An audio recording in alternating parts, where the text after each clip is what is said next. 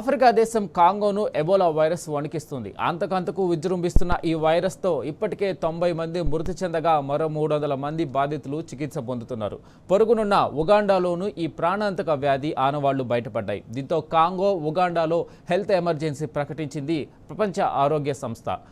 Virus బారిన పడుతున్న వారి సంఖ్య పెరుగుతుండడం ఆందోళన వ్యక్తం చేసింది. కాంగో సమీప దేశాలను అలర్ట్ చేసింది. జాతీయ విపత్తు యంత్రాంగాలను అప్రమత్తం చేయాలని, సరిహద్దుల వెంబడి స్క్రీనింగ్ చేపట్టాలని WHO సూచించింది.